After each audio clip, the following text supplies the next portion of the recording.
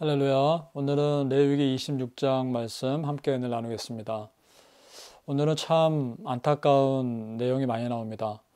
하나님의 심판, 저주, 형벌 이런 내용이 많이 나오는데요. 이걸 통해서 우리가 먼저 짚고 가야 할 것이 있습니다. 그동안 주셨던 하나님의 많은 은혜들, 그런 축복들, 그런 것들이 당연한 것이 아니었다는 겁니다. 우리가 정말 하나님 말씀 앞에 바로 서지 않으면 우리는 언제든지 책망받을 수 있고 심판받을 그런 처지에 처할 수 있다는 것이죠. 우리 그런 죄에도 불구하고 하나님의 은혜 주셨던 것은 당연한 은혜가 아니었던 것이고 하나님의 특별한 배려였고 특별한 은혜였다는 겁니다. 그러기에 지금 나에게 주신 하나님의 은혜에 우리 정말 감사해야 합니다. 그런 하나님의 은혜, 보호해 주시는 그 은혜에 정말 우리 마음을 드려야 합니다. 오늘 말씀 보니까 끔찍한 일들이 많이 예언되고 있습니다. 부모가 자식을 먹을 거라는 겁니다. 29절에 보니까 너희가 아들의 고기를 먹을 것이요 딸의 고기를 먹을 것이며, 정말 이런 끔찍한 일이 일어날 수 있을까라고 생각할 수 있을지 모르겠지만 실제로 일어났습니다. 북이스라엘에 엘리사 선지자가 있을 때 사마리아 성이 포위될 때요, 아람 군대의 포위를 받을 때 사람들이 자식 고기를 먹습니다. 그리고 남쪽에 예레미야 선지자 시대에 바벨론 군대가 예루살렘 성을 포위했을 때 또 이런 일들이, 끔찍한 일들이 일어납니다. 모두 공통점은 북쪽과 남쪽 이스라엘의 수도에서 일어난 일들이죠. 자, 보십시오. 우리 전에 레위기 말씀 볼 때 이스라엘 백성들이 우상을 섬길 때 몰렉이라고 하는 우상에게 자식을 제물로 바쳤다고 말씀드리지 않았습니까? 그런데 지금 보십시오. 이후에 일어날 일들이 이스라엘 백성들이 자기가 자기 자식을 먹습니다. 이 말은 스스로가 몰렉 우상이 돼버린 겁니다. 아이러니 아닙니까? 우상을 섬겼던 그들이 실제 우상이 되어버린 겁니다. 하나님의 이 심판이 너무 무섭지 않습니까? 하나님께 마음을 들이지 못하고 하나님과의 관계가 단절됐을 때 그들은 완전히 이방 사람보다 더 못된, 더 악한, 심각한 상태에 빠져버린 것이죠. 그래서 30절과 31절에 이런 말씀이 있습니다. 내 마음이 너희를 싫어할 것이며 너희 성소들로 황량케 할 것이요 너희의 향기로운 향을 흠양치 아니하고, 이 말은 너희가 예배를 드려도 너희의 예배를 받지 않겠다라는 겁니다. 향기로운 향, 이건 예배를 드리는 것이죠. 예배의 모양은 있다는 겁니다. 하지만 그 예배를 안 받겠다는 것이죠. 그렇다면 하나님께서 정말 중요하게 여기시는 것은 예배 드리는 자의 마음 아니겠습니까? 자, 오늘 우리가 예배를 드릴 때 정말 우리가 어떤 마음으로 예배 드려야 할까요? 어떤 마음의 자세로 예배 드려야 할지 참 도전을 받는 그런 오늘 말씀 아닙니까? 하나님과의 관계가 단절되면 여러분 그것으로 사실은 다 끝나는 것입니다. 어떤 문제 가운데 내 삶에 막힘이 있다 할지라도 하나님과 나의 관계가 건강하면 해결할 수 있는 여지가 생기는 것인데, 내 삶을 아무리 잘 돼 보여도 하나님과의 관계가 끝나버리면 내 삶에 문제가 닥치는 것은 그건 시간 문제이기 때문입니다. 그래서 우리가 하나님과의 관계가 정말 건강한가를 체크하는 것이 가장 우선인 것이죠. 하나님이 진정 원하는 것은 내용 없는 형식이 아닙니다.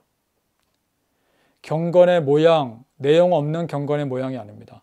하나님이 정말 우리에게 원하시는 것은 온 마음을 다해 예배드리는 것입니다.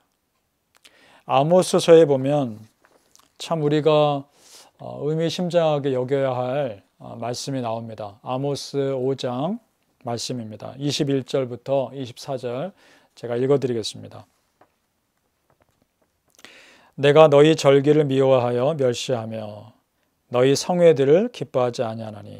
자, 무슨 말씀입니까? 예배를 기뻐 안 받으시겠다는 것이죠.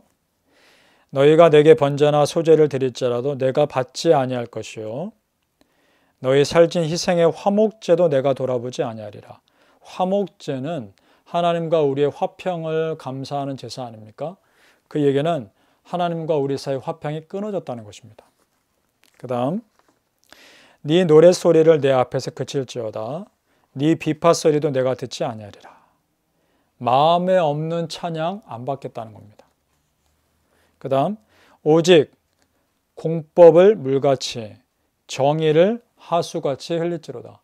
너희가 정말 할 것은 말씀대로 사는 것이라 라는 겁니다. 그러면 다른 거 부족해도 받아주겠다는 것 아닙니까? 여러분, 하나님께 우리의 마음을 드릴 수 있기를 소망합니다. 오늘 또 이어지는 말씀 34절에 보니까 너희가 대적의 땅에 거할 동안에 너희 본토가 황무할 것이며 땅이 안식을 누릴 것이라 라고 말합니다. 자, 여러분, 본토가 황무한데 땅이 안식을 누릴 거라, 좀 아이러니한 말씀이 등장하죠. 하나님께서 정말 우리에게 보시는 것은 우리 마음의 땅이라는 겁니다. 정말 하나님께서 우리에게 필요한 것은 보이는 것보다 보이지 않는 마음의 땅이 정말 기경되고 있는가, 이런 심판을 통해서 회개하며 하나님께 나아갔을 거 아닙니까? 그러면 그 가운데 마음이 다시 기경되는 것이죠. 그걸 원하시는 것입니다.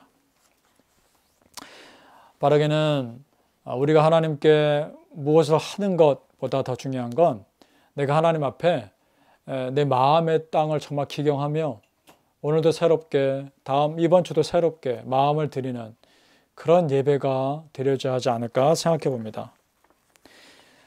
그러면서 이렇게 말씀하십니다. 38절에 너희가 열방 중에서 망하리니 너희 대적의 땅이 너희를 삼킬 것이라. 자, 여러분, 망하는 것이 하나님의 뜻이라면 망할 수밖에 없는 것이죠.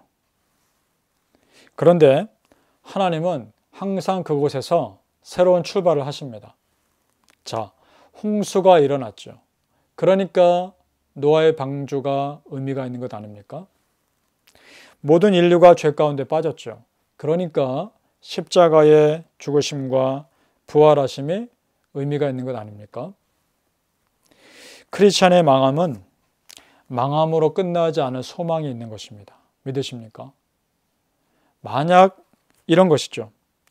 눈에 보이지 않는 죄 때문에 문제가 된다면 거꾸로도 되는 거 아닙니까?